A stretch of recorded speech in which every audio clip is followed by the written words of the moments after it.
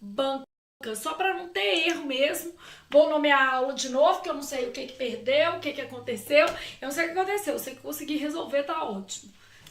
Eu criei outro link, porque na falta de tu, vai tu mesmo.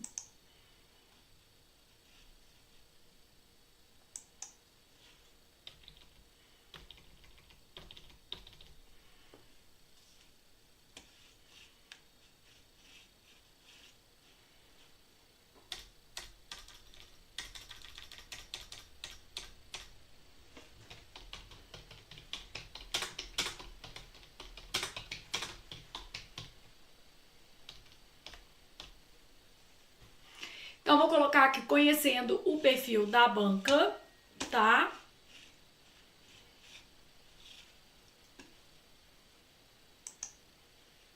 E aí, a gente já se resolve.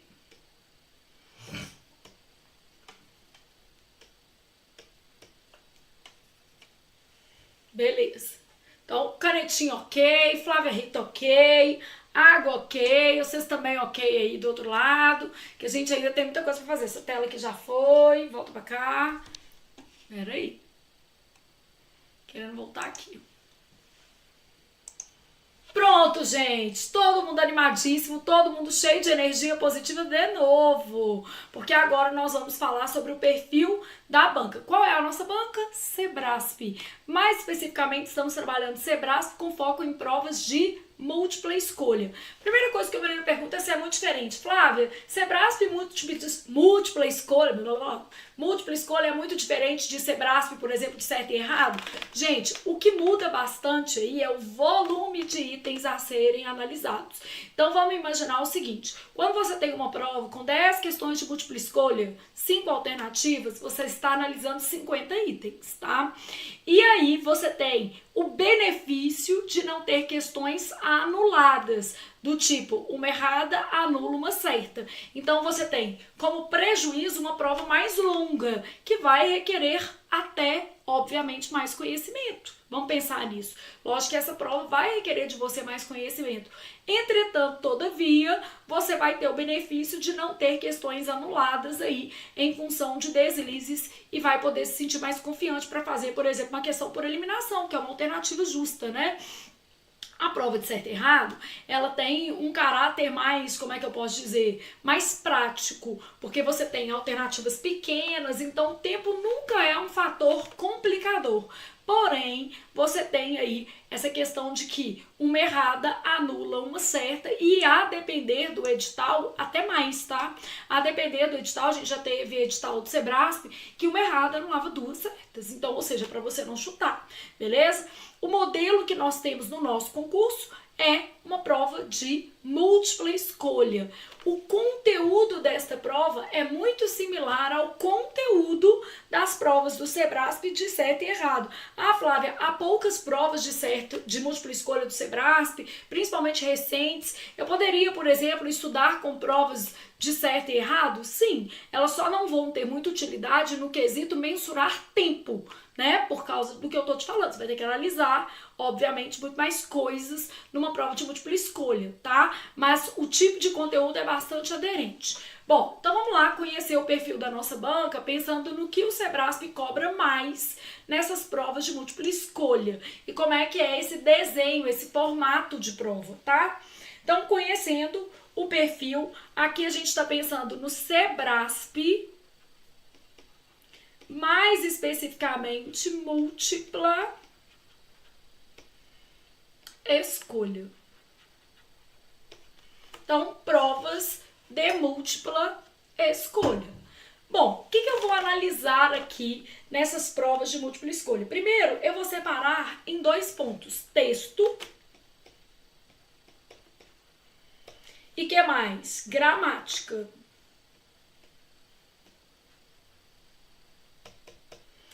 Quando eu penso em interpretação de texto, o Sebrasp vai priorizar inferência que é você extrair informações a partir da leitura do texto. E é claro que o texto, ele vai trazer elementos que permitam aí essa inferência, tá? Então, informações a partir da leitura do texto. A gente vai ver uma prova agora, então você vai entender isso claramente.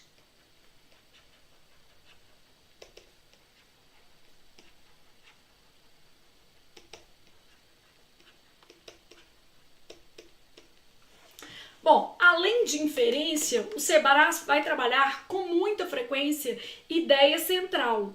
Então, a gente vai ter que ler um texto, pegar lá qual que é a ideia central desse texto. A ideia central, normalmente, ela é colocada na introdução, é o eixo condutor do desenvolvimento e aparece retomada na conclusão. Mas é claro que existem introduções, por exemplo, digressivas, que vão falar de outra coisa e depois é que a gente vai entrar naquilo ali. Então, a gente vai ter que analisar mesmo, cada caso é um caso, cada texto é um texto, a gente não sai generalizando por aí não, tá? Bom, questões de tipologia / gênero textual. É mais comum o Sebrasp apontar para a tipologia, perguntando se uma parte específica do texto é expositiva, se uma parte específica do texto é, por exemplo, argumentativa, se uma parte específica do texto é narrativa. Então, é mais comum o Sebrasp se pautar nesse conteúdo de tipologia do que propriamente num conteúdo de gênero textual, tá? Então, tipologia, gênero textual. O que é mais que o Sebrasp costuma cobrar? Vocabulário. Gente, vocabulário a gente não pode brincar. Por quê? Toda prova cai, tá? Então, quando eu penso na questão de vocabulário, ela vai aparecer na interpretação de texto. Não tem jeito da gente fugir. E, obviamente, o contexto é uma referência inicial, mas não é seguro. Então, assim, o ideal é ampliar o seu léxico, que é o seu vocabulário, tá? Só que como é que a gente vai fazer isso às vésperas da prova? Você não vai poder ficar lendo Camões para ampliar o seu léxico, não vai ler Dante, né? O menino não vai ali poder se conectar com Balzac agora na véspera da prova para poder dar conta disso. Então, o que eu sugiro, né? Que a gente faça um dicionário pautado no Sebrasp, que é um glossário mesmo, a partir de provas. Então, glossário a partir de provas do Sebrasp, preferencialmente de múltipla escolha, mas você pode treinar por provas de certo e errado, como a gente já falou. O que é esse glossário a partir de provas, tá? Tanto no bloco de notas do seu celular, quanto numa folha. Eu prefiro folha, mas, contudo, entretanto, né? Porque às vezes você vai mexer no celular e vai pensar em outra coisa. Então, o que a gente vai fazendo? O nosso glossário pessoal. Aí você vai perceber que o Sebrasp, ele repete palavras. Então, vamos supor, ele vai ter uma palavra recorrente lá no Sebrasp, por exemplo, é prescindir. Então, ele vai, posso substituir prescindir por tal palavra? Aí você vai avaliar lá se sim ou se não. A gente já sabe que imprescindível quer dizer indispensável. Então, prescindir é dispensar. Então, prescindível, dispensável. Então, prescindir, dispensar. Então, colocou isso. Aí tem que olhar que tem que estar escrito com I, que às vezes ele pede a substituição e o erro é de ortografia. Então, tem que ficar no detalhe. Vamos supor, outro par que eu já vi muito, ó, percentil, que é, o percentil é uma espécie de média. É alguma coisa que está entre faixas. Então, uma criança está no percentil 40. O percentil 40 é uma faixa. Então, o percentil está ligado a uma média, a uma faixa, a um intervalo. Não vou usar a palavra média não, porque não é ideal.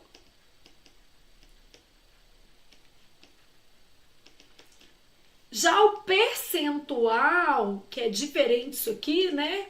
É uma parte. Então, basicamente, a gente tem esse tipo de glossário. E aí, por exemplo, fazendo 2 provas do Sebrasp, você já vai perceber que você consegue ir ampliando isso aqui. Toda prova vai aparecer. E quando chegar lá às vésperas do seu concurso, eu acho que vale a pena você retomar, porque o Sebrasp costuma retomar essas palavras. Vocês já viram que às vezes vem embaixo assim, ó, texto adaptado? É porque ele insere palavras, ele troca coisas ali para formular uma questão mais dentro do perfil que ele está acostumado, tá? Bom, além de inferência, ideia central, tipologia, vai cair uma questão de referenciação. Flávia, o que é uma questão de referenciação? Uma questão de referenciação, gente, ela tem a ver sempre com um termo, que é um pronome, associado a um nome dentro do trecho do texto. Então, a gente vai ter lá, por exemplo, falando assim, ó,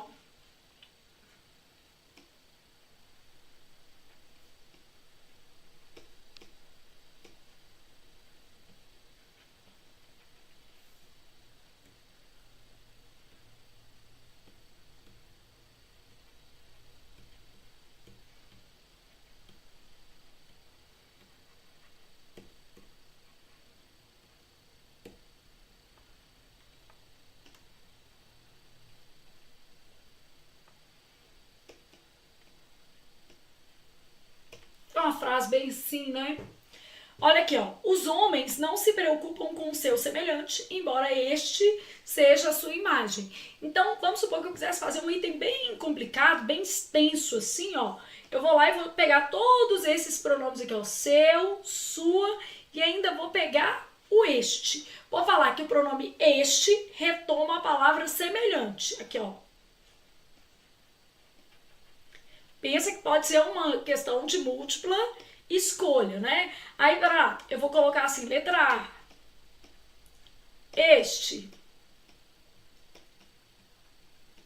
Semelhante. B.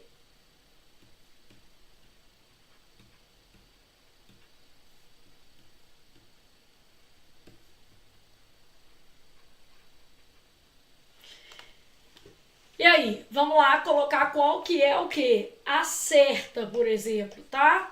A associação entre o termo e o seu referente. Flávio, pra mim tá tudo certo, é por isso que você tá no canal certo, tá estudar, porque não tá não. Só a letra A tá certa. Este é o semelhante. Agora aqui, ó, os homens não se preocupam com o seu semelhante. Semelhante de quem? Dos homens. Então esse seu aqui, ó, ele retoma isso aqui, ó, dos homens.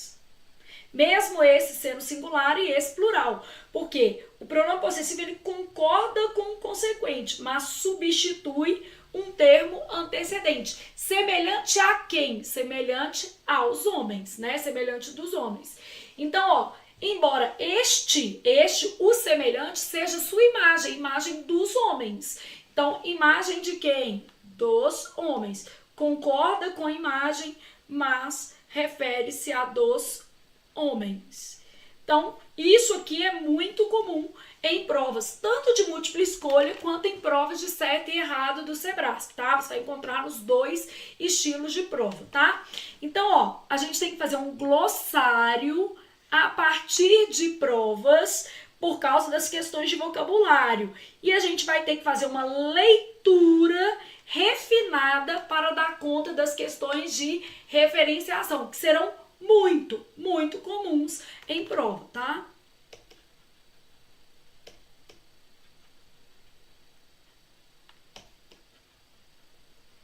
Volte ao texto, não confie em você. Então, volte ao texto, faça essa leitura refinada aqui. Bom, esses são os principais tópicos de interpretação de texto. Flávia, qual o percentual de texto na minha prova? No caso do Sebrasp, gente, o texto vai ocupar mais ou menos 30% da prova, tá? 30 a 40%, mais para 30 do que para 40, mas vamos colocar esse intervalo, 30 a 40%. Da sua prova. É muita coisa, tem que treinar, tá? Geralmente a gente vai ter um texto longo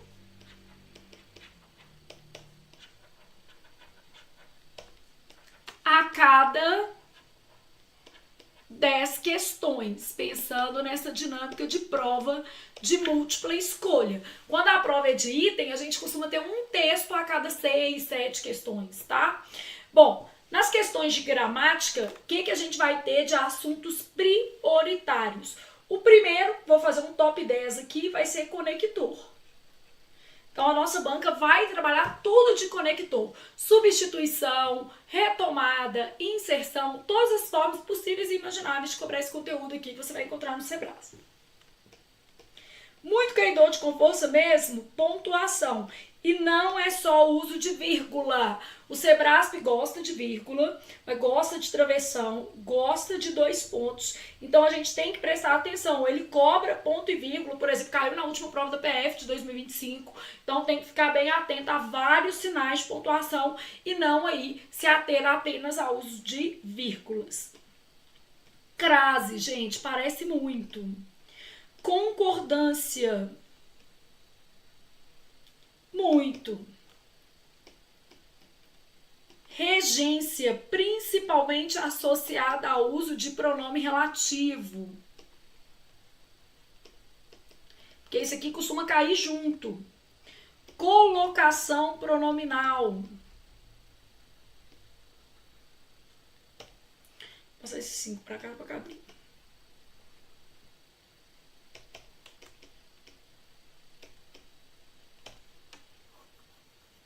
Só para caber, tá, gente?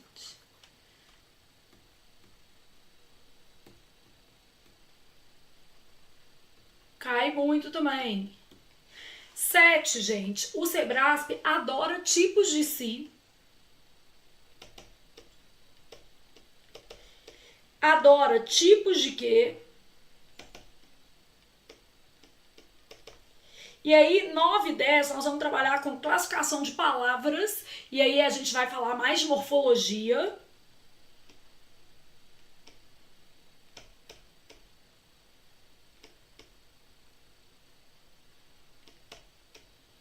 Ele vai grifar 2 palavras e perguntar se elas pertencem à mesma classe. E 10, a gente vai falar sobre funções sintáticas, tanto de termos quanto de orações. Então, ele vai grifar orações e termos e perguntar se aqueles termos têm ou não a mesma função sintática.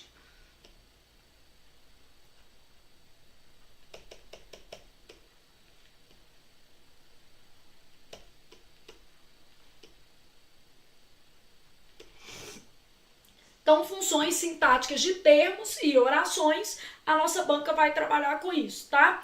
Tudo isso aqui vai corresponder a mais ou menos 70% da prova. Dinâmica de questões, gente, muitas vezes vai trabalhar vários conteúdos, tipo concordância e crase, na mesma questão, a partir de uma questão de reescrita, por exemplo, de trecho.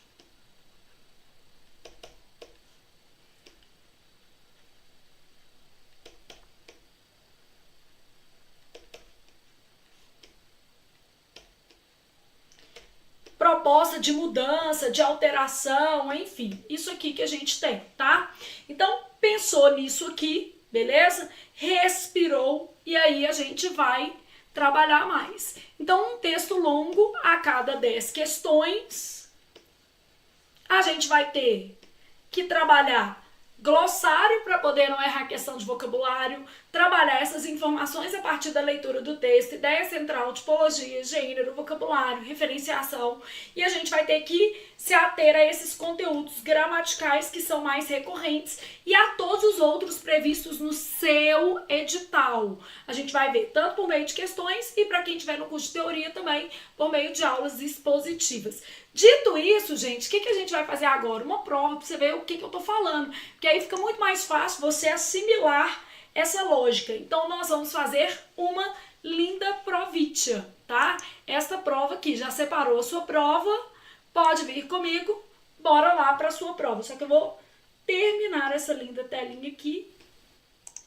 Então, ó, você está na prova do Sebrasp, essa prova foi aplicada agora, então é uma prova super recente, já tendo toda a noção do que é importante aqui. Bora lá para a nossa prova.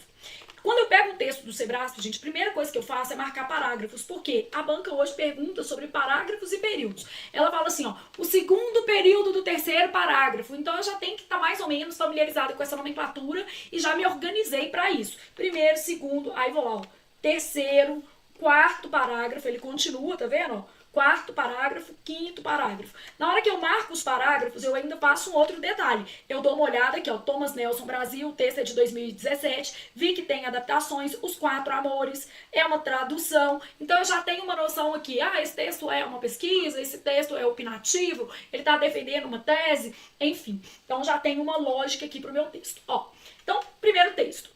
Já se descobriu há muito tempo, vou fazer esse si, já que eu não estou fazendo nada. Quem descobre, descobre algo. É um verbo transitivo direto.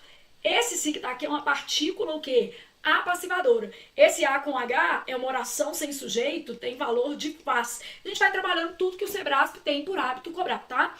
Já se descobriu há muito tempo que os prazeres podem ser divididos em dois tipos. Aí ele vai explicar quais são os tipos, ó. Então, os dois pontos aqui se prestam à explicação de quais são os dois tipos. Aqui, ó. Haverá a explicação, a apresentação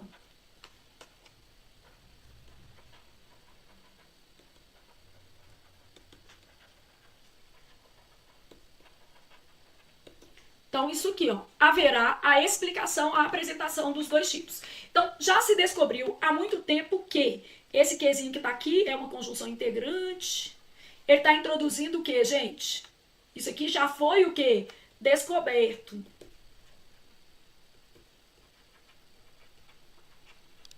Essa construção aqui, ó, já se descobriu, é uma estrutura de voz passiva sintética. E ela é equivalente a uma voz passiva analítica, que é uma coisa que o Sebrasp cobra muito. Então, essa oração toda, ela funciona como um sujeito paciente. E como é oracional, né? É um sujeito paciente oracional. Então, aqui, ó, já se descobriu há muito tempo que os prazeres podem ser divididos em dois tipos. Aqueles que não seriam prazeres propriamente ditos, a não ser que precedidos pelo desejo, e aqueles que são prazeres em si e dispensam qualquer preparação. Podemos denominar esses dois tipos, respectivamente, de prazeres necessidade. O que vai ser os prazeres necessidade? Tem que vir precedido de desejo. Então, eu vou aqui, ó, organizando. Precedido de desejo. E prazeres de apreciação. O que são esses prazeres de apreciação? Não precisam de qualquer preparação. Então, ó, dispensam qualquer preparação. Quem lê bem, gente, e eu falo que lê bem é isso aqui, organizar, lê às vezes uma vez só. Quem lê displicentemente, sem anotar nada, às vezes vai ficar fazendo leitura de dedo 3, 4 vezes. O menino fala assim, eu não consigo, eu chego ao fim do texto, nem lembro o que estava escrito. Mas isso é porque você não está treinando sua habilidade de concentração. E concentrar requer você fazer pequenas anotações ao longo do texto para reter o que está acontecendo ali, tá? Um exemplo desse primeiro tipo, então ele vai dar exemplo, ó, que é o precedido de desejo, seria um gole d'água. Isso seria considerado um prazer se você estivesse com sede. Então, ó, eu fazendo um esquema, água, e antes eu tava com o quê? Sede. E um grande prazer se estivesse sedento, que seria muita sede. Contudo, oposição, para eu marcar a lógica do parágrafo, é bem provável que não haja ninguém no mundo, exceto em obediência à sede ou às ordens do médico, que tenha enchido um copo de água para beber apenas pelo prazer que isso lhe dá. É igual comer brócolis, né, gente? Vamos falar a verdade. Eu acordei, entrei no restaurante, me dá um brócolis aí. Não. Um exemplo do segundo tipo seriam os prazeres inesperados e surpreendentes do olfato. O suave aroma de campos floridos ou de plantações de ervilha que surgem em sua caminhada matinal pelo campo. Antes disso, você nem tinha necessidade de nada. Estava completamente satisfeito. O prazer desses perfumes não foi solicitado. Pelo contrário, foi uma dádiva adicional. Então aqui, ó,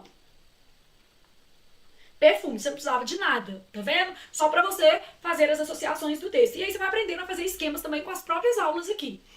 A pessoa que passa pela plantação de ervilhas em sua caminhada, a caminhada de quê, gente? Da pessoa, tá vendo? Vai fazendo essas referências de pronome possessivo que você vai ficar craque nelas.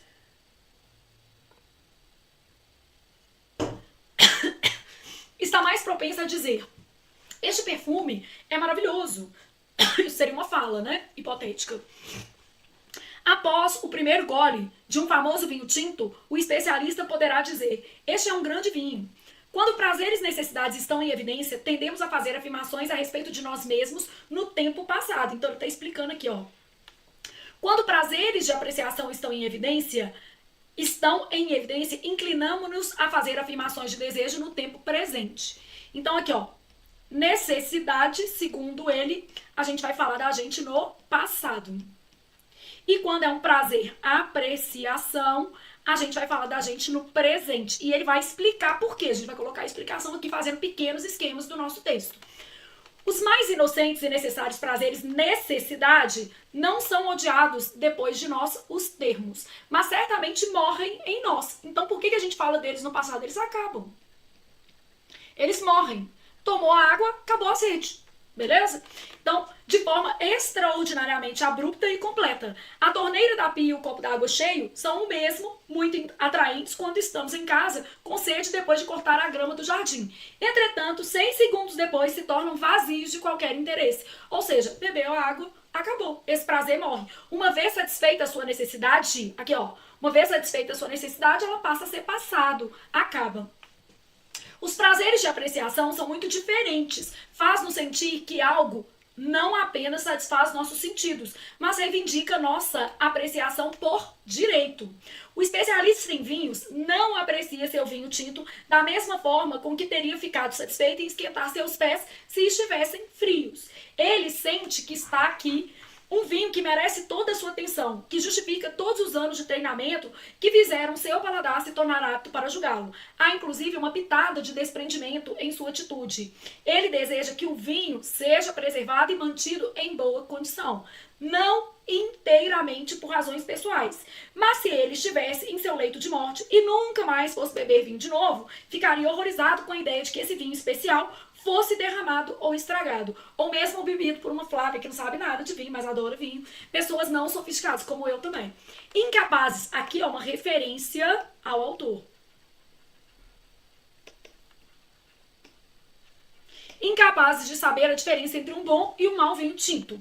Assim acontece também com a pessoa que passa pela plantação de ervilhas. Essa pessoa não apenas aprecia, como também sente que aquela fragrância, de alguma forma, merece ser apreciada.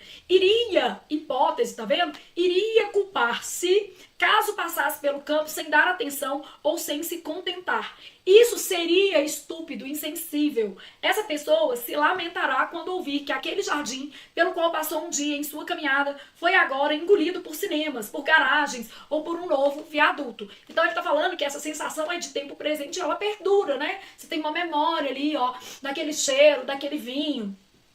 Do ponto de vista científico, é a única hora que aparece essa palavra aqui. Ambos os prazeres são, sem dúvida, relativos ao nosso organismo. Então, a ciência prova que as duas coisas são importantes. No entanto, aí ele fazendo a análise dele, os prazeres e necessidade anunciam de forma ruidosa sua relatividade não apenas à nossa contribuição humana, mas à sua condição passageira, porque ele já falou isso, ó, eles acabam. E fora dessa relação não possuem significado ou interesse por nós.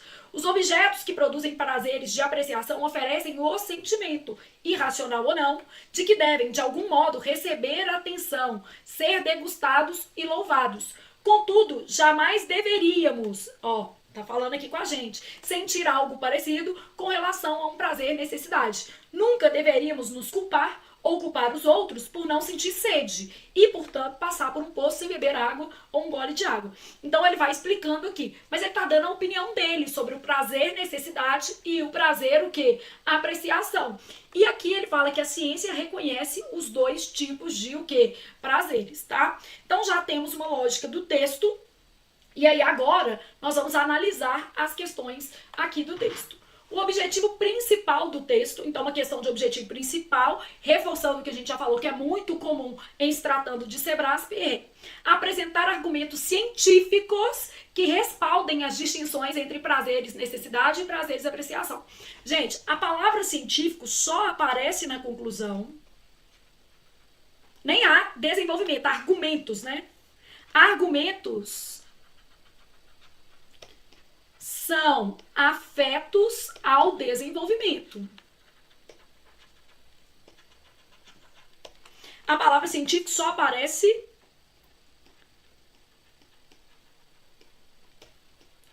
com a afirmativa de que a ciência reconhece os dois tipos de prazeres, tá?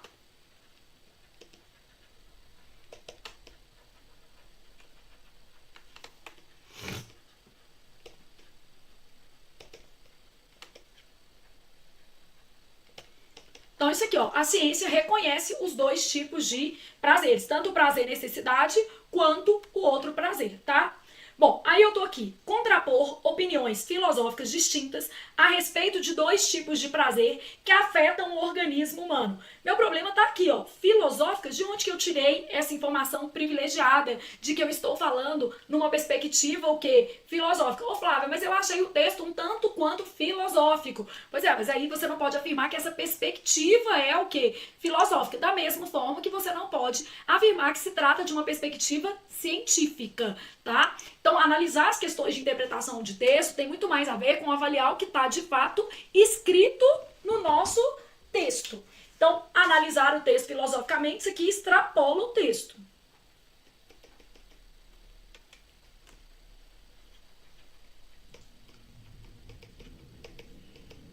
Pois não há referência a essa perspectiva. Então a gente sabe que não tem referência a essa perspectiva, tá? Discorrer sobre a diferença entre prazeres, necessidade e prazer de apreciação, a qual é introduzida já no primeiro parágrafo. Essa daqui é uma ótima, né? Então provavelmente vai ser a nossa resposta. Aí na sequência, relatar experiências pessoais do autor. A única coisa pessoal do autor que tem em relação a vinho, ó. Eu só falo aqui, ó, não sou conhecedor de vinho. Só isso aqui que tem de pessoal, que o levaram a distinguir prazer e necessidade de prazer e apreciação. Situar historicamente, ele traz ali, ó, que já se descobriu aqui. Ele não fala quem e há muito tempo é uma referência vaga e imprecisa. Então já se descobriu há muito tempo, aqui não tem uma situar historicamente, né? Então há muito tempo a gente tem uma referência vaga. Então, uma referência temporal, vaga e imprecisa.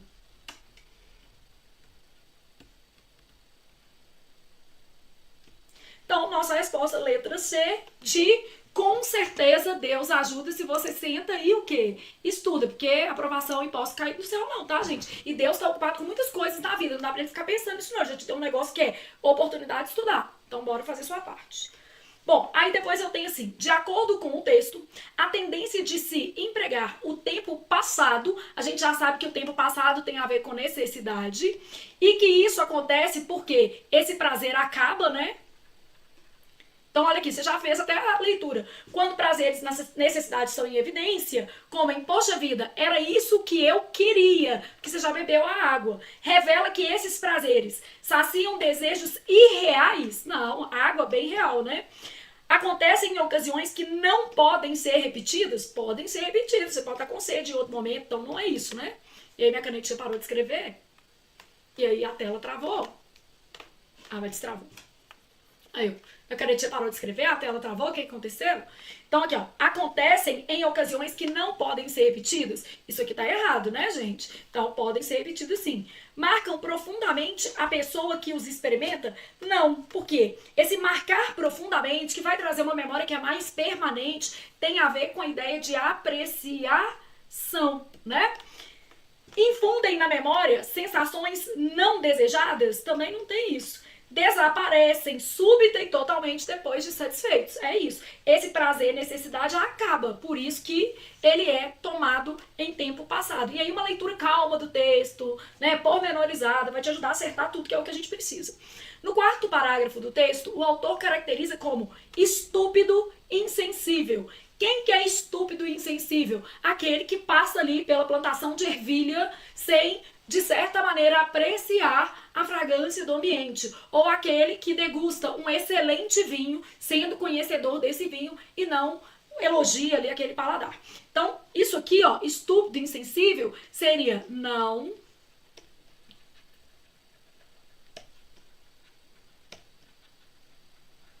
ver um pôr do sol maravilhoso e aí acaba deixando pra lá, tá? Então, nesse caso, eu tenho o sentimento de culpa que pode surgir em alguém ao passar pelo campo. Bom, essa é bem específica aqui, não deve ser isso não. A possibilidade de um jardim ser substituído por novas o quê? construções. Não é aí que você vai ser estúpido, insensível. O horror que alguém pode manifestar quanto ao aroma de ervilhas. A pessoa vai manifestar horror, gente? É bem por aí? Eu acho que não é isso não, né? O ato de ignorar uma plantação de ervilhas e seu cheiro ao passar nela. Essa vai ser a nossa resposta. Alguém que passa por aquilo ali e não aprecia certos prazeres, como, por exemplo, o aroma advindo de uma plantação de ervilha. O arrependimento de não se contentar diante de uma plantação de ervilhas. Não é o arrependimento que faz com que a pessoa seja estúpida ou insensível, é o fato de ela não apreciar aquilo ali. De modo que a nossa resposta vai ser a letra D, de Deus ajuda o menino que senta aí e estuda. Bom, aí depois a gente já tem questões que envolvem alguma coisa mais voltada para a gramática. Pensando na proporção desta prova aqui, foram 3 questões de texto e 7 questões com conteúdos mais gramaticais, tá? Cada uma das opções a seguir apresenta uma proposta de reescrita para o seguinte trecho do texto. Então eu tenho lá o trecho assim, ó. Contudo, eu vou olhando, gente, parte. Geralmente eu começo assim, ó, contudo, entre vírgulas. Eu já sei que isso aqui não vai ser o meu problema, tá? Eu faço essas questões olhando as partes, porque aí eu consigo ter uma noção melhor do que foi alterado. Contudo, é bem provável, ó, vou marcando a outra coisa, é bem provável que é a oração principal. Não é aqui o problema. Que não haja ninguém no mundo. Peguei essa oração aqui agora para analisar, ó. Que não haja ninguém no mundo. Aí, ó, que não haja. Aqui, haver pode ter valor existencial, né? Ele tá com valor existencial. Então, eu já crio aqui a minha lógica. Como é ninguém, eu posso trocar por exista. Então, aqui, ó. Contudo, é bem provável que não exista ninguém no mundo. Aqui tá ok, essa substituição. Que não haja ninguém no mundo, não mudou nada. Aqui tá errado, ó. Que não tenha ninguém no mundo. Barra aqui. Por que tá errado esse tenha? Porque o verbo ter não pode ser usado com valor existencial. Então, amanhã tem aula, por exemplo. O certo é amanhã há aula. Amanhã haverá aula. Então, isso aqui tá errado, ó. O verbo ter não pode ser usado com valor existencial.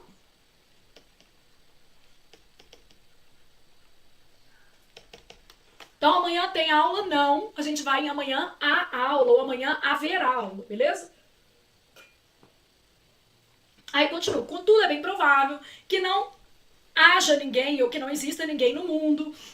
Aí, ó, que não há ninguém no mundo, que não há ninguém no mundo.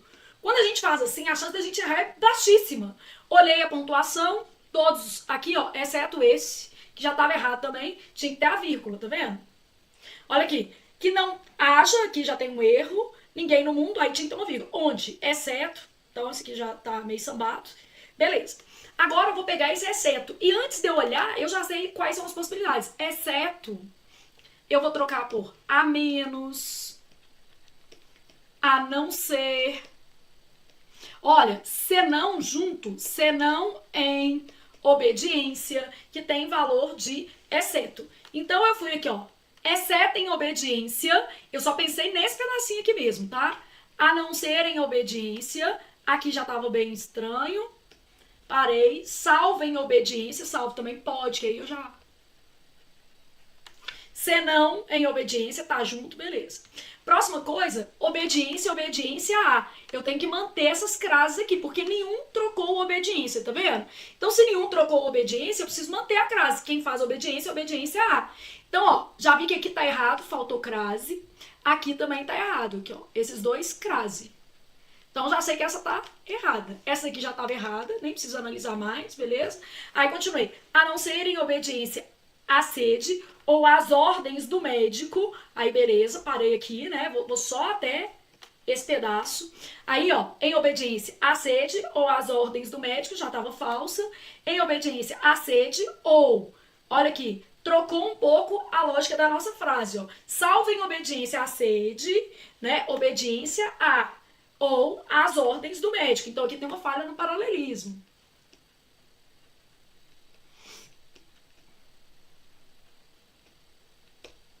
Que tenha enchido um copo de água para beber apenas pelo prazer que isso lhe dá. Aí, ó, vou continuar olhando, tá? obediência, assédio às ordens do médico, tem que ter essa vírgula. Por que que tem que ter essa vírgula, tá? Essa vírgula tá indicando que a minha oração é explicativa. Se eu tirar essa vírgula, gente, ela também tá fazendo par com isso aqui, ó. Então, exceto em obediência, assédio às ordens do médico que tenha enchido. Então, é muito provável que não tenha ninguém no mundo. Eu tenho um par de vírgulas, então vou ter que observar esse par de vírgulas aqui, ó. Aqui tá ok, tem um parzinho, mas já tava sambada por causa da crase. Aqui tá ok, tem um parzinho, beleza? Então, vou trabalhando essa daqui, ó. A não ser em obediência, assédio às ordens, ainda tá mais ou menos o quê? No páreo, mais ou menos. Aí, continuo pensando aqui, ó. Essa daqui mudou até o verbo, ó. Olha aqui, encheira, que é o pretérito mais que perfeito. Então, essa daqui tá fora, essa daqui já tinha um problema de paralelismo, e aqui tá ok. Então, aqui, ó, tinha que ter uma vírgula nessa daqui também. Bom, agora, com um pouco mais de segurança, eu tô olhando que tem enchido um copo de água para beber apenas. Esse apenas aqui, gente, ele é muito importante nessa questão, porque ele muda o sentido. Então, olha o que acontece. Peguei esse apenas aqui, ó. Apenas está se referindo ao prazer, tá? Apenas pelo prazer. Quando eu vou olhar isso, eu consigo ver vários erros, ó. Apenas para beber, claro que não tá certo, vai mudar o sentido. Aqui, ó, tem enchido apenas um copo de água, mudou o sentido, tá vendo? Agora, olha aqui, ó, apenas pelo prazer, o sentido até se manteve, mas a gente já tinha erro no tempo verbal, problema aqui, então a gente já tinha outros problemas nessa frase, tá?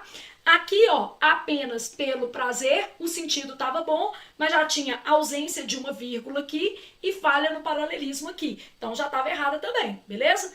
A letra B, a gente vai eliminar pelo sentido. Vocês perceberam? Apenas um copo de água. E aí você vai desenvolvendo esse tipo de estratégia para fazer essa questão. De modo que a gente chegou à letra E sem muita dificuldade. Claro que precisa de conhecimento, né, gente? Eu fui partindo a frase ali em pedaços e fui analisando cada pedaço. Ô, Flávio, mas você não acha que perde muito tempo? Ô, gente, vai ter questões que você vai fazer mais rápido. Essas questões de reescrita, elas vão demandar uma análise maior.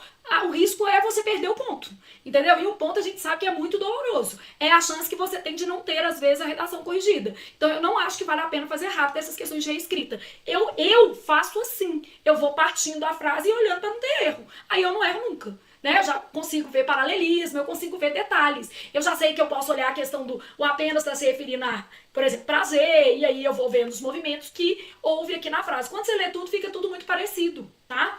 Então, questão 4, letra E, de estuda que a vida muda. Uma questão dessa a gente vai fazer rápido.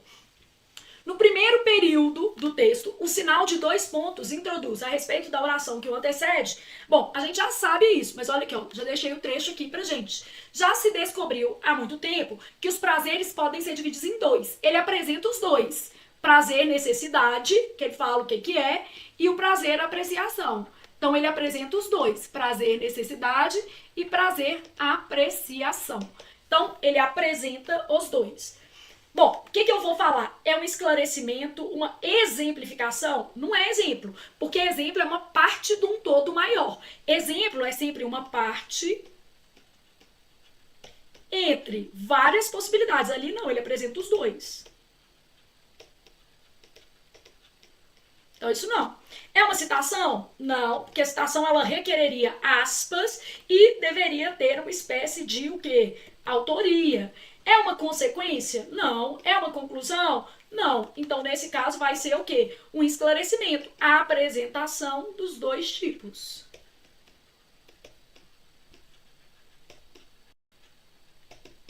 Isso aqui. Aí, na sequência, nós temos o seguinte, tá? No trecho, já se descobriu há muito tempo que os prazeres podem ser divididos em 2 tipos. O vocábulo se. Então, quando eu penso nesse já se descobriu, esse se é partícula passivadora. Quem descobre, descobre algo. Esse trecho aqui, ó, funciona como sujeito. Ô, Flávio, não seria objeto direto, não? De jeito nenhum. Já aprende uma coisa. Se há, PA é partícula passivadora, não há OT. O objeto direto vira o quê? Sujeito paciente, obrigatoriamente. Então, aqui, ó, o objeto direto vira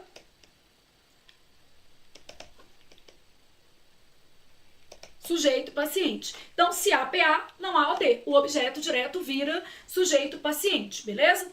Então, aqui eu tenho sujeito paciente e oracional. Esse sim que tá aqui é uma partícula, a passivadora, quem descobre, descobre algo, beleza? Então, nesse caso, eu tenho o seguinte: revela que a primeira oração do trecho não tem sujeito gramatical? Falso. Isso seria verdadeiro para isso aqui, ó, há muito tempo. Não tem sujeito é caso de oração sem sujeito. Quais são os casos de oração sem sujeito na nossa língua, gente? Haver com valor o quê? Existencial. Haver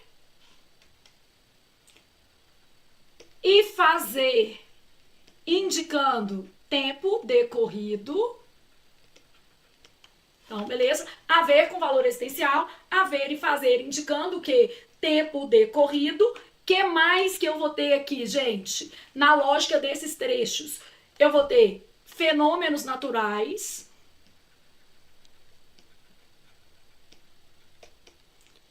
expressões do tipo chega de, basta de, passa de. Essas expressões também vão formar oração sem sujeito. E eu tenho mais um caso, que é o verbo ser indicando hora, data e o quê? Distância. Então, quando eu penso em oração sem sujeito, eu sempre vou pensar nessas questões aqui. Não tem sujeito gramatical. Aqui é um caso de oração sem sujeito. Beleza? Esse daqui, a segunda oração. É a segunda oração do período. A primeira oração do período, ela apresenta um sujeito paciente e oracional. Então, aqui, ó, já se descobriu. O que já se descobriu? Que os prazeres podem ser divididos em dois. Então, já se descobriu o quê? Que os prazeres podem ser divididos em dois, tá? Indica que a primeira oração do trecho está na voz passiva. Essa é a nossa resposta. É um caso de voz passiva sintética. E aí, nesse momento, você para fazer uma reflexão comigo, tá? Flávia, eu entendi tudo o que você está falando. Eu posso, às vezes, até não ter acertado a questão, mas eu entendi a lógica da questão. Bom, neste caso aí, obviamente, você precisa fazer um curso de exercícios, só para poder retomar esses conteúdos e realmente entender o perfil da banca. Flávia, no fundo, eu não tô entendendo nada que você tá falando. Para mim, você tá falando um grego. Nesse caso, você precisa de um curso de teoria. Você precisa realmente o quê? Ter uma noção do que está acontecendo aqui, tá? Você precisa de uma referência maior sobre o que é partícula passivadora, por que aqui o verbo é transitivo direto, que são os tipos de sujeitos, precisaria disso tudo aí. Exprime ideia de reflexividade. Reflexividade é quando a ação recai sobre o próprio quê? Sujeito. Tipo assim, ó, ela se considera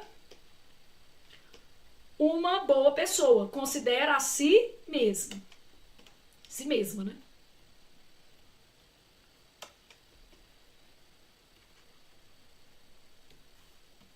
Então, ela se considera uma boa pessoa no sentido de ela considera a si mesma. Tem valor condicional na oração que se insere? Aqui não, né, gente? Porque a gente tá falando, nesse caso aqui, de um pronome, nem é um conector. Então, tem valor condicional de jeito nenhum. Mas vamos supor que eu tivesse um se condicional. Então, aqui, ó, ela voltará ao Brasil se houver. Ela voltará ao Brasil se houver necessidade. Caso haja necessidade, desde que haja necessidade. Então, se houver necessidade, tá? Funciona como sujeito da forma verbal descobriu. Bom, o se, ele não é o sujeito, né, gente? O sujeito é a oração. Então, aqui, ó.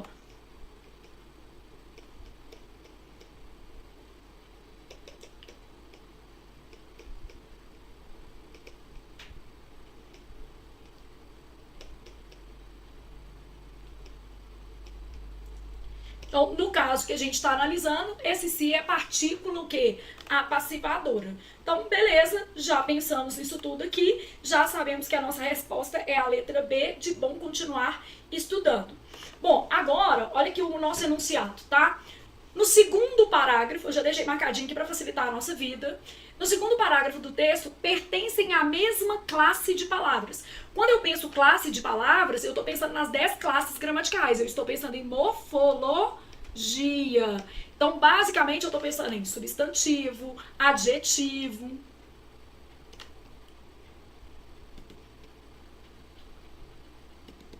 advérbio, verbo, pronome, preposição, conjunção, são 10, né? Artigo,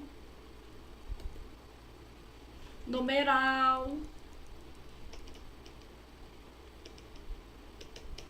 1, 2, 3, 4, 5, 6, 7, 8, 9, 10. Então, você está pensando nisso aqui. É lógico que a gente sabe que a classe de uma palavra pode variar em função do contexto e eu vou começar te mostrando isso. Por isso que a gente sempre vai ter que voltar ao texto, não dá para confiar.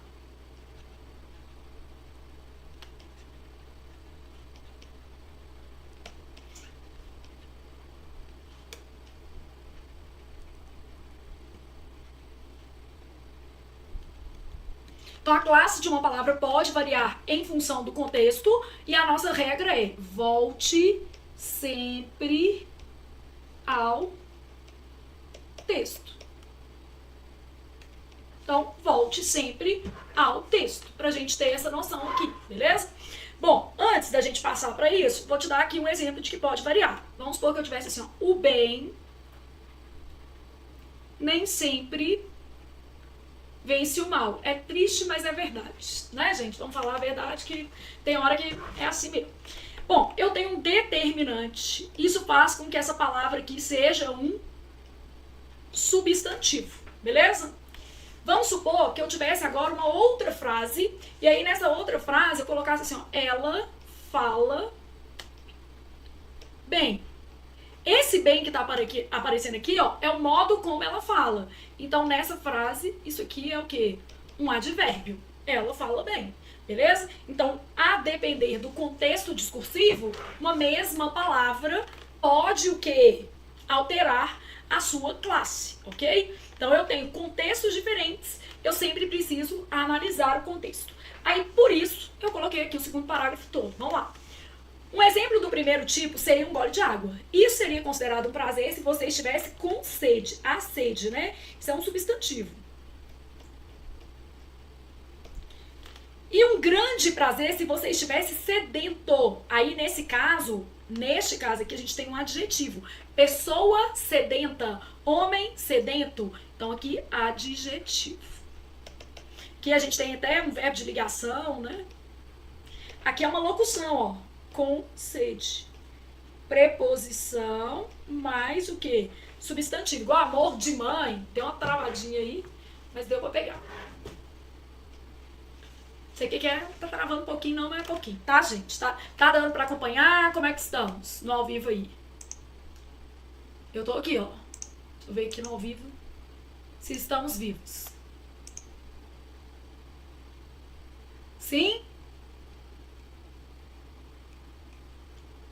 Dá uma travadinha ou outra aqui, pelo menos eu vi, mas pouca coisa.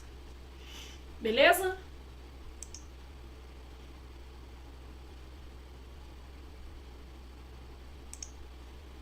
Então vamos continuar. Então nesse caso aqui, ó, contudo, é bem provável que não haja ninguém no mundo. Esse bem tá modificando provável. Provável é um adjetivo, mas não é o provável que eu quero, né? Só que aqui eu sei que se tá modificando um adjetivo só pode ser o quê? Advérbio. É bem provável, esse aqui tem valor de muito. É muito provável. Então, funcionando como advérbio e mais especificamente um advérbio de intensidade. Advérbio de intensidade. Contudo, é bem provável que não haja ninguém no mundo, exceto em obediência à sede ou às ordens do médico, que tenha enchido um copo de água para beber apenas pelo prazer que isso lhe dá. Um exemplo do segundo tipo seriam os prazeres, substantivo. Tem até artigo antes, inesperados e surpreendentes do olfato. Os prazeres do olfato, então aqui ó, surpreendentes da qualidade para prazeres, adjetivo. Tal como inesperados, que também é um adjetivo, porque a gente só pode coordenar palavras da mesma classe. Então, inesperados e surpreendentes do olfato, aqui a gente tem palavras da mesma classe.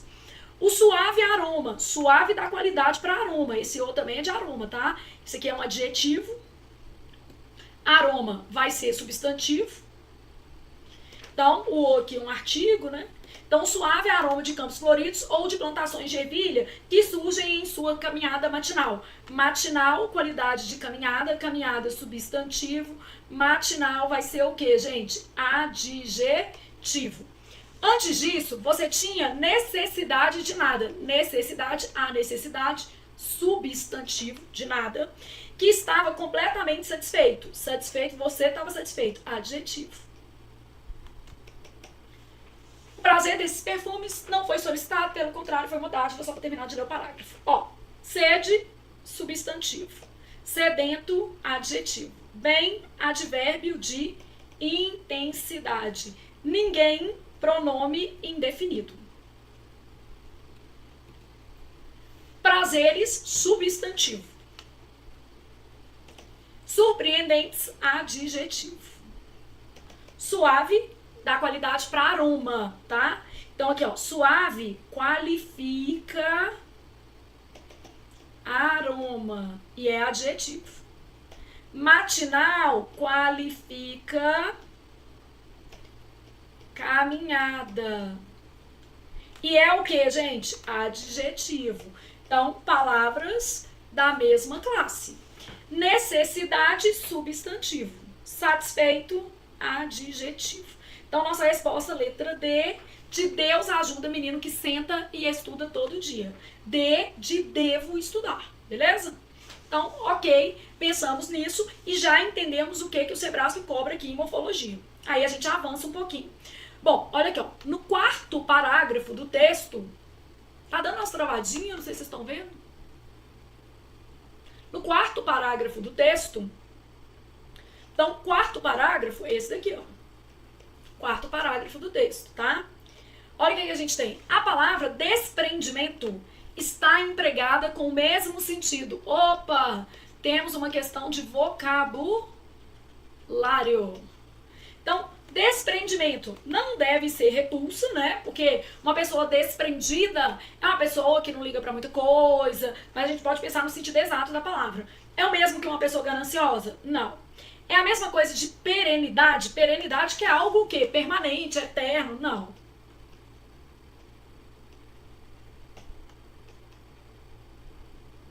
É algo desalinhado? Desprendido quer dizer algo desalinhado, gente? Não, né? Então, nada a ver com o quê? Alinhamento. O que vai ser a nossa lógica aqui de desprendido? É alguém o quê? Que renuncia, que é isso aqui, ó. Abnegação. Aí você vai lá no seu vocabulário e coloca lá. Desprendimento, abnegação, perenidade.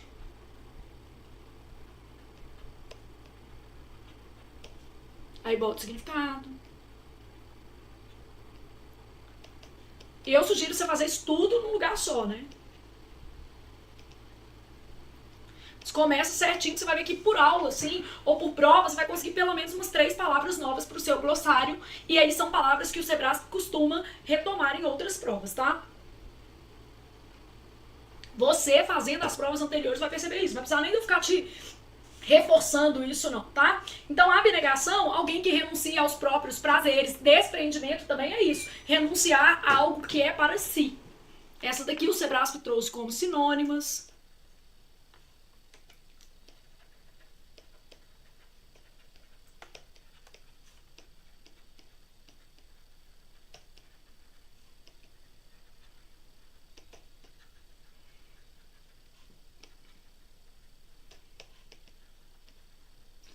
São palavras, essas 3 que eu escolhi. Ah, repulsa, ganância, aí são palavras mais comuns, né? Desalinhamento quer dizer alguma coisa que está o quê? Diferente, fora do eixo. Mas pode anotar se você achar que precisa.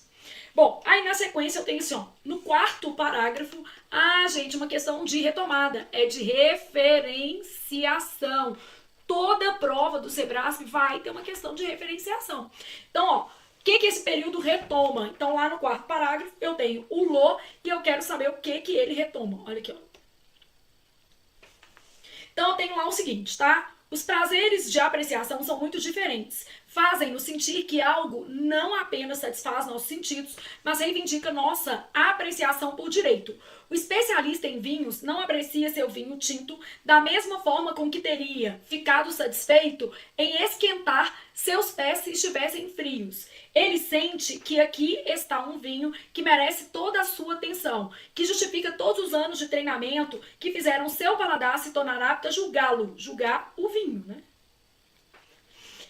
Há, inclusive, uma pitada de desprendimento em sua atitude. Agora, sua atitude, a atitude do especialista, tá vendo? Então, ele sente, tá vendo? O especialista em vinho não aprecia seu vinho tinto, o vinho do especialista, da mesma forma com que teria ficado satisfeito em esquentar seus pés. Os pés de quem? Do especialista, se estivesse frio. Ele sente que aqui está um vinho que merece toda a sua atenção. A atenção de quem? Do especialista, que justifica todos os anos de treinamento que fizeram seu paladar, o paladar do especialista, se tornar algo apto a julgá-lo. Gente, o que é isso que esse trem tá parando?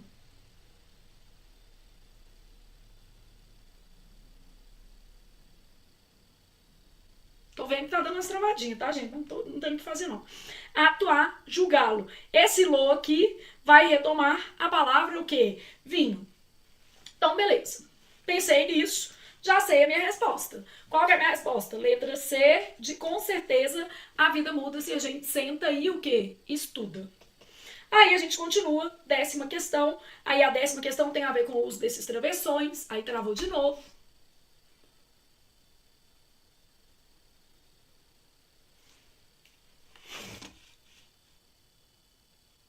Aí é a hora que eu quero ser feliz, mas o mundo não tá deixando.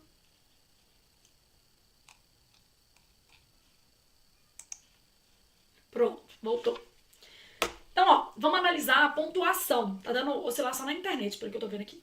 Do ponto de vista científico, ambos os prazeres são, sem dúvida, tem que estar entre vírgulas, tá? Aqui, ó.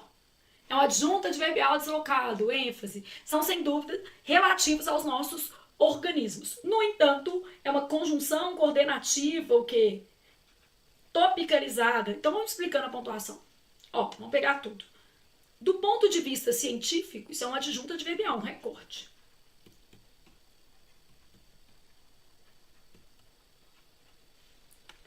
Aqui também é adjunto adverbial deslocado. Essa vírgula aqui é obrigatória. Aqui é par ou nada. Então, par ou nada. Do ponto de vista científico, ambos os prazeres são, sem dúvida, relativos aos nossos organismos. No entanto, o que a gente tem aqui? Uma conjunção coordenativa. Ela não está deslocada, não. Ela está topicalizada. O que quer dizer topicalizada? Está no início do período. O Sebrasp costuma validar isso aqui como obrigatório, tá? Os prazeres, necessidade, anunciam de uma forma ruidosa. Adjunto adverbial. Como tem mais de 3 palavras, o Sebrasp vai considerar que as vírgulas são obrigatórias. Não é porque eu acho, não. É porque eu já vi as explicações dele, tá?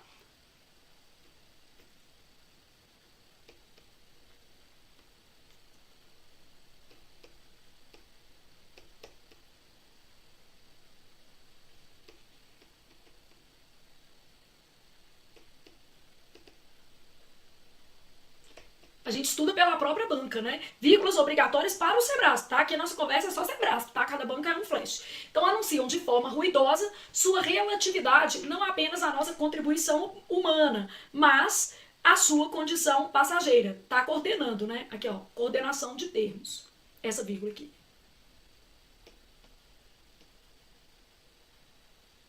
E fora desta relação, aqui, ó, é outra adjunta adverbial deslocada. 1, 2, 3, pra cá. E esse E tá marcando limite de orações, ó. Anunciam sua relatividade e não possuem. Mesmo os sujeitos sendo iguais, esse E pode vir precedido de vírgula, tá? Então, limite de orações.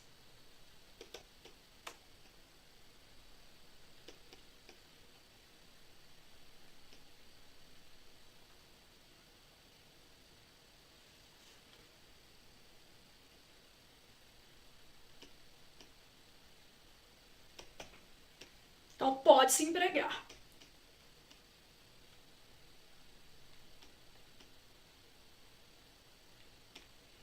Então, mesmo com sujeitos iguais, a gente pode empregar a vírgula, tá? Então, eu tenho assim, ó. Os objetos que produzem prazeres de apreciação não oferecem o sentimento, irracional ou não, entre travessões. O duplo travessão ele pode ser substituído por parênteses ou por vírgulas. O Sebrasp, de vez em quando, costuma falar o seguinte, que o duplo travessão confere maior ênfase. É verdade. Eu brinco, é igual decote. Confere ênfase, mas não muda o tamanho do peito. Então, nunca altera o sentido. São sinais equivalentes, ó. Vírgulas, parênteses e travessões em segmentos explicativos.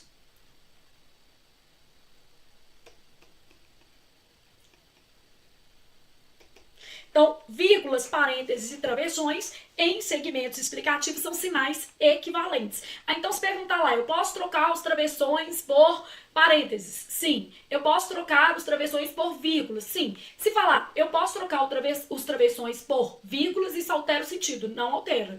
Ah, diminui a ênfase. Aí o Sebrasp considera verdadeiro, porque ele considera que os travessões são mais enfáticos, mas isso não muda o sentido, deixando claro que mudar o sentido é diferente de mudar o quê? A ênfase. Lembrando, né, gente? Decote é ênfase. Sutiã com enchimento é ênfase, não muda o tamanho do peito. Então, beleza. De que devem, de algum modo, aqui ó, entre vírgulas aqui, receber atenção adjunta adverbial, tá? Receber atenção, ser degustados e louvados. Coordenação, ó. Receber, ser, tá vendo? Palavras da mesma categoria, são orações coordenadas entre si. Aí eu tenho, contudo, é o mesmo caso do no entanto, é uma conjunção coordenativa topicalizada, porque essas coisas vão aparecer em outras provas e a gente tá aqui para estudar, né? Então, contudo, jamais deveríamos sentir algo parecido com relação ao prazer e necessidade. Aí, 2 pontos. Nunca deveríamos nos culpar. Ele tá explicando, né? Ele desenvolveu um raciocínio.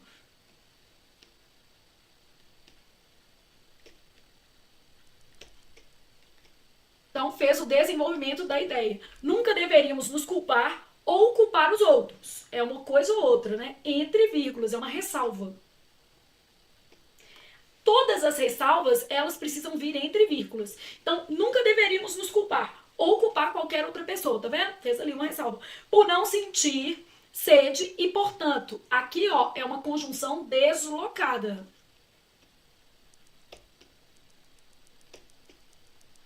Vírgulas obrigatórias. Passar por um poço sem beber um gole d'água. Então, aproveitei esse trecho aqui pra gente ir marcando sinais de pontuação, já que a gente sabe que o Sebrasp vai cobrar isso toda hora. Aí vamos ver como é que de fato caiu. Com relação à pontuação empregada no último parágrafo do trecho, é correto afirmar que seriam mantidos os sentidos e a correção gramatical caso a vírgula empregada após anunciam segundo período fosse suprimida. Então, agora eu vou usar o marca-texto e a gente vai pensar nisso aqui, ó. Não posso suprimir, porque essa vírgula faz par com essa daqui e o Sebrasp tem por hábito entender que o adjunto adverbial com mais de 3 palavras não posso suprimir. Porque aqui a gente tem um adjunto adverbial e o Sebrasp tem de praxe considerar que adjunto adverbial com mais de 3 palavras deve vir entre vírgulas. Então essa daqui, ó, errada. Os travessões empregados no terceiro período fossem substituídos por vírgula. Isso pode. Não falou nada de sentido. Os travessões, os parênteses e a vírgula, as vírgulas, em segmentos explicativos são sinais o quê? Equivalentes. Então eu já sei minha resposta. É essa daqui, ó. Porque eu sei que travessões, parênteses e vírgulas são sinais equivalentes, tá? Então, travessões, parênteses e vírgulas são sinais equivalentes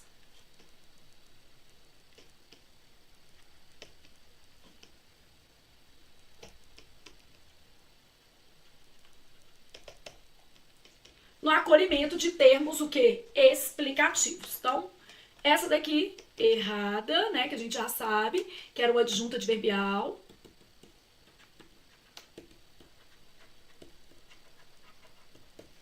Entre vírgulas. Beleza? Aí vou lá. As vírgulas que isolam o vocábulo, portanto, fossem eliminadas. Não pode não. Errada, porque é uma conjunção coordenativa deslocada. Então, conjunção coordenativa deslocada. Depois, os travessões empregados no terceiro período fossem substituídos por reticências. Não, gente. Aqui, ó. Travessões, parênteses e vírgulas são sinais equivalentes. Reticências tem nada a ver com isso, não. Reticências serve para quê? Marcar a continuidade do pensamento, indicar continuidade de uma ideia, né? Supressão de ideia.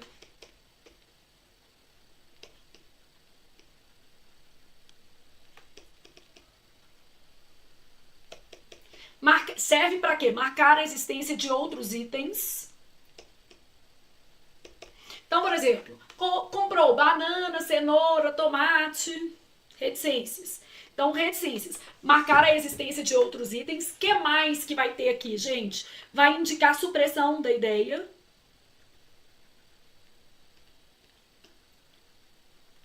Foi levada ao hospital com vida, mas só de ter reticência aí a gente sabe que a pessoa não sobreviveu, mas não sobreviveu. O que mais que eu posso usar para reticências? Pode indicar a dúvida, hesitação. Então ela queria que eu, de repente, fizesse a coisa certa. Então, hesitação com H e S.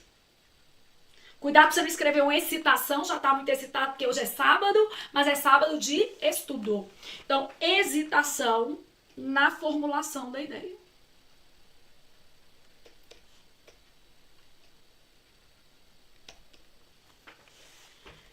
Beleza? Então, travessões empregados no terceiro período fossem substituídos por reticência, que não, porque nem é isso que reticências faz.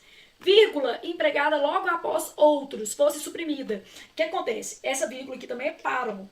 Então, a gente tem aqui um parzinho, ocupar os outros, que é uma ressalva, isso aqui tem que ficar entre vírgulas.